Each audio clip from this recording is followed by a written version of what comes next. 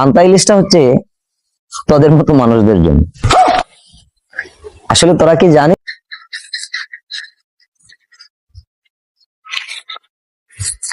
কিরে কেমন আছিস? হ্যাঁ রে বন্ধু বল। শুভ নববর্ষ, শুভ নববর্ষ। চল ঘুরতে যাই। ও না ভাই, তুই যা, আমাদের আবার নতুন বছর, এটা কোনো কথা? আরে শালা চল পান্তা ইলিশ খেয়ে আসি। পান্তা ইলিশ? পান্তা ইলিশ খাবি তাই না? শোন একটা কথা বলি, পান্তা ইলিশটা হচ্ছে তোদের মতো মানুষদের জন্য।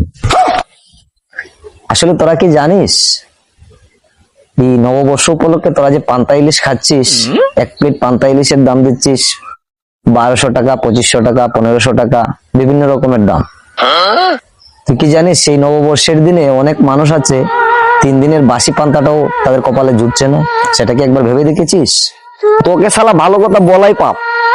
এই নববর্ষ টববর্ষ আমাদেরকে বোঝাতে আসিস না। নিজেকে বাঙালি মনে হয় না? নতুন কাপড় পরছিস, নতুন কাপড় পরে সেজে গুজে একটা হোটেলে গেলি বা রেস্তোরাঁয় গেলি, গিয়ে ইলিশ আর গরম ভাতে পানি দিয়ে সেটাকে ইলিশ পান্তা বলছিস তোরা, তাই না?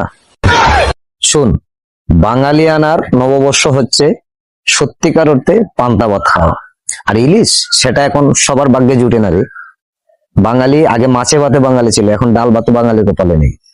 তাই বলছি, তোরা সব রং ডং বাদ দিয়ে যে টাকাটা তোরা পান্তা ইলিশের নামে খরচ করছিস না, সেই টাকাটা কষ্ট করে এদেশের গরিব মানুষগুলোকে দান করে দে। ওরা অন্তত পক্ষে নববর্ষের দিনে একটু নুন পান্তা তো খেতে পারবে। শালা পান্তা ইলিশ নিয়ে পড়ে আছিস। যা ভাই, যা তো, যা যা যা।